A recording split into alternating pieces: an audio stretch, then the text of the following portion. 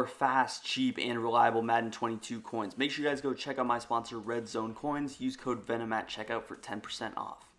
Yo, what's up, guys? Been on fire here, back with another video, and today we're going to be bringing you guys another defensive video in Madden 22. We're going to be focusing on the Mike Blitz 3 play out of 3-3-5 wide.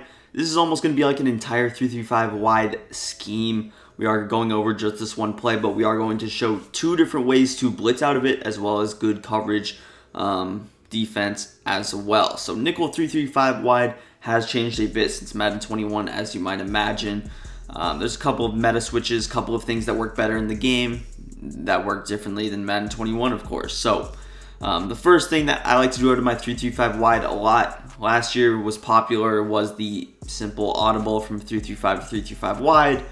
Now it's typically better just to run your outside linebackers, or at least that's what I do. You can get some fast guys in like Ultimate Team, Regs. Most teams have a couple of fast linebackers, but we got like Bobby Wagner, Jordan Brooks, a couple of fast guys there. Also, before we get into the video, I do want to remind you guys to drop a like on this video if you want to see more of these defensive tips, and also consider hitting that subscribe button. We're on the road to 17,000 subscribers. Also, if you do want to see this play actually in action in a live gameplay, check out my video yesterday, which was a gun trips tight end gameplay. So did run this a bit. If you watched that video, you already knew that this video was coming out today. So that's pretty much it. Of course, the exception would be to actually put a safety here, but overall the linebackers, they shed better, and they're just overall better there. They prevent you from pretty much getting pancaked as well, which is a little bit of an issue if you have so many safeties on the field. Safeties also just do not shed at all this year. So you can run 3-3-5 wide. Now let's talk about some of the coaching adjustments. Unfortunately, you gotta love EA. There's no way for me to pull up coaching adjustments in practice mode, let alone use them. So you gotta love that. Trust me, I would if I could. But for this first setup, we're gonna set up our curl flats at about 20 yards and our flats at 5. Of course, I can't show what those would actually look like, but this is going to be the best way to run it. That's how I actually ran it in the gameplay as well. So again, without further ado, the play is going to be Mike Blitz 3 in the middle. You can have auto flip on, all that good stuff. We're going to be going up against Gun Bunch today. Realistically, you could kind of set this up out of any cover 3 base play like a Samuel Blitz, but I might even drop a separate video on that because there are some different blitzes, things you can do out of that particular play. But here's a look at the Mike Blitz 3. It is, of course, a cover 3, but it gives you a cover 2 or a cover 4 look right from the player. You wouldn't be able to tell that this is cover 3. In the Samuel Blitz, you actually can tell. So some differences there, but what you're going to want to do for this first setup is you're pretty much, like I like to do, is press. Pressing, it's a hit or miss this year. If you don't like to press, you don't have to, but if you can, you usually want to press unless you're playing someone who's running verticals every play. That would be the exception. So you're going to press. You're going to probably want to shift your D-line to either side. Usually I'll go with the left side. But you can also shift it to the strong side. Again, will not make a difference at all. The next thing you're going to do is go ahead, throw both outside linebackers in hard flat zones. The way you do that is you double tap the D-pad to the right, and then you press on that X or square icon and push that left stick to the left side. Let me know if you guys also want to see a video on how to quick adjust in Madden 22, because that was actually a video I did last year and it helped out a lot of people. So let me know if you want to see that this year. Just pretty much how to adjust defensively, how to do every quick adjustment, how to flip your play, how to reset your play, baseline, all that stuff. And I'll also be explaining exactly what each adjustment does. So now that that's done, the last thing you usually want to do is, I like to slant my D-line outside. You can pretty much go with whatever you want. You see the D-line slanted outside. You can also contain if need be. And after that, usually what I like to do is just shade over the top. So here's a look at your setup. First, the base setup. Again, you have no help in the middle of the field, but you have double flat. So let's just snap the ball. This is stock mesh post. I'm going to kind of follow these drags. You see, it's going to be kind of difficult to man the middle on your own, and especially with the concept like a mesh post, which not super popular, but you will see things like this.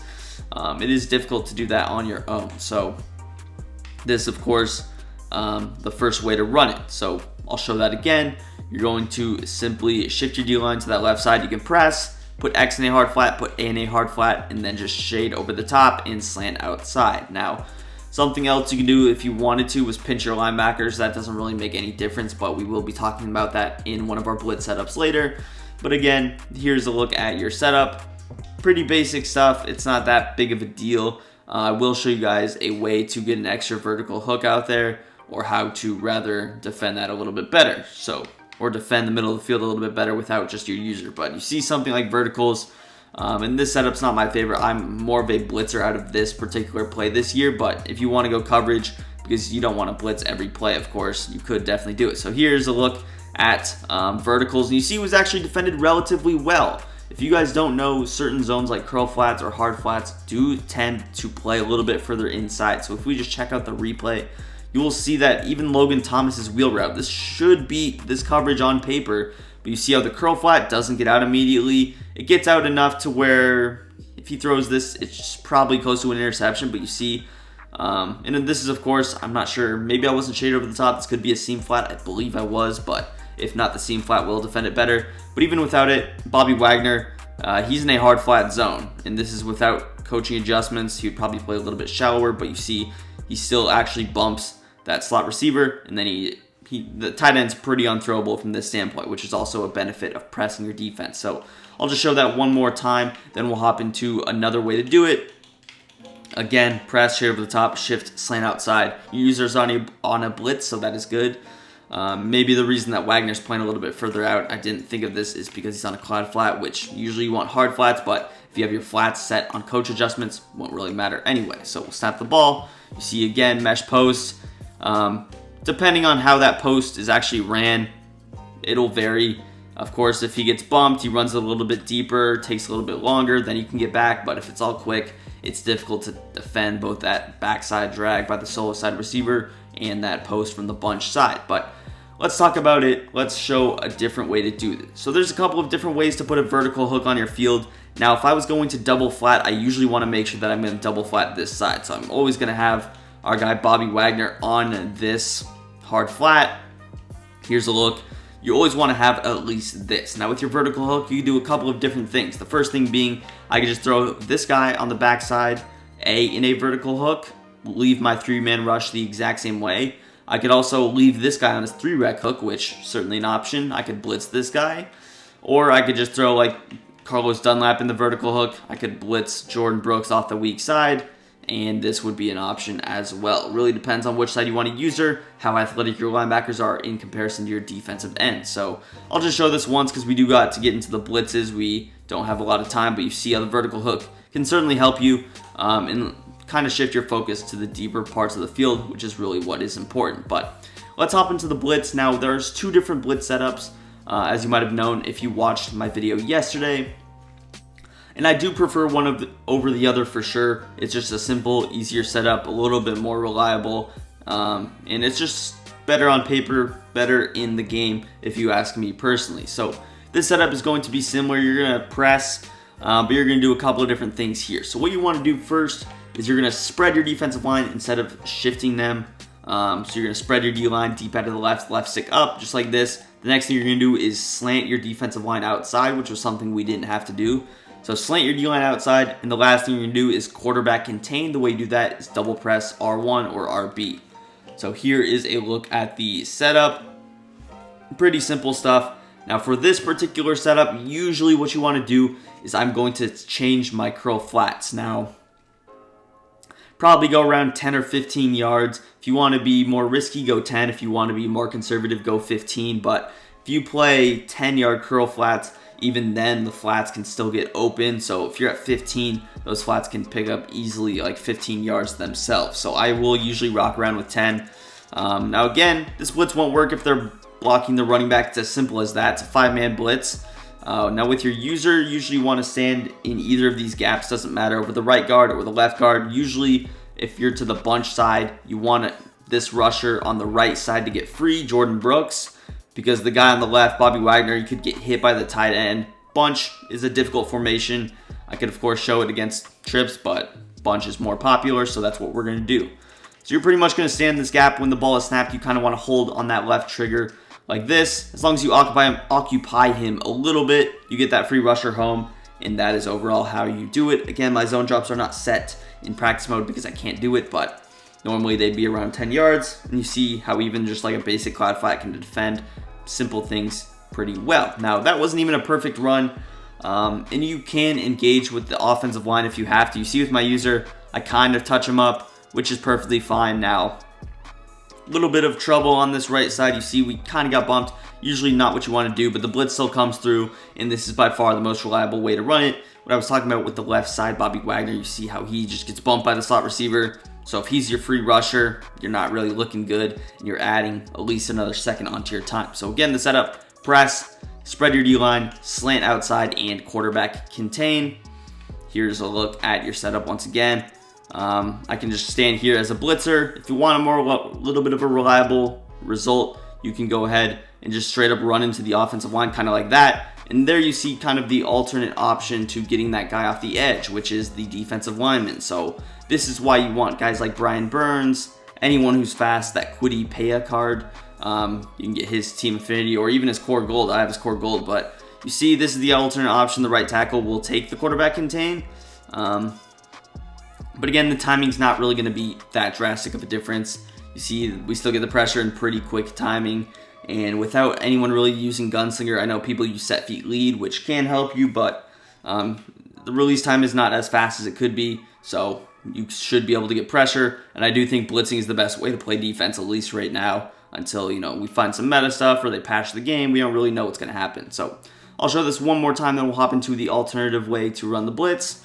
I might actually run it one more time and then change formations just to give you guys a little bit of a different look. So another way I like to do this little, you know, occupy the offensive lineman, get his attention, is I like to start out even further on the right side. You snap the ball and you can kind of slide over to this side. It works sometimes. That time it didn't work, so don't take my word for it, but it does work. I think the best way this year to occupy them, and you'll see the same exact thing happen in the next setup, is just to kind of stand here, either move or engage, probably engaging if you want a 100% reliable blitz. If not, usually just standing over him. That time was a little bit too far back, will work. So let's just change formations to a quick spread. You'll see that these guys shouldn't really move, but spread is a little bit difficult for this. No, so if they're in spread, you got to watch these seams very carefully. So overall, if you want to, you can definitely leave these seam flats out on the field. Again, the running back's on the left, so I want this right guy to get through. So I can just kind of stand here. I'm going to occupy him a little bit, and you see for some reason, I don't know why, I'm just not doing it, but you definitely can do it. I've shown it. So I'm going to show it one more time just to get it to work because I'm an idiot and I continue to not just run the blitz right. So we're just going to stand here and engage, and there you go. Now sometimes you will get narrow detected maybe a little bit. That time he kind of slowed up, but should not really affect anything. If he was going to get the ball off, he would have got it off anyway. So I just kind of look at it from that standpoint. But let's show the other way to run the blitz. Again, I did get a pressure running this blitz as well. And you can run it a couple of different ways. So you're going to shift to the right side. You're going to go ahead, pinch your linebackers. And then with the slant, you can either slant to the left. I've seen it both ways, slanting to the left or slanting outside. I'll usually slant to the left and quarterback contain just like this. So here's the setup. Of course, you only have one spot to stand here. It's going to be the middle. And it sometimes is easier to engage with this offensive line from the middle, so I can just kind of run straight at him. There you see the contain. It's just not as clean. You could also run this blitz without containing if I wanted, so if that is becoming an issue for you, you just don't have to contain it. Well, it does not really affect the blitz, but sometimes it allows that outside guy to make sure that he's the one getting the pressure, if that makes any sense. So again, same setup, we engage, and there you see it. We actually get two people home, so certain weird disengagements can happen. I've seen it happen, and you saw it right there. So you take a look at the replay. You see how this offensive lineman ends up blocking nobody. We get what's called a disengage from that right tackle, and we get both guys home. So maybe if you blocked his running back in this situation, you could have actually still got pressure rushing 5 against what would have been 6 blockers. But again, rushing 5 against 5. And just because you engage with the offensive line like we do with Adams, we engage and we back off immediately. All you have to do is touch him up for 2.2 seconds or even at all. So, and you're really back with your user. Now again, 10-yard flats. If he's going to send 5 out, he's going to get the ball off. But really, you just want him to go through his decision-making faster. He's going to make a mistake. No one's perfect. And especially someone who's not sharp with their reads, they'll struggle against any kind of pressure. Then you start pressuring him, and then the alternative happens where you just don't send pressure at all. Now he's in his head. He's blocking 7 guys, and then you end up rushing 3. So you're really just a chess match from that standpoint. I'll show it one more time here.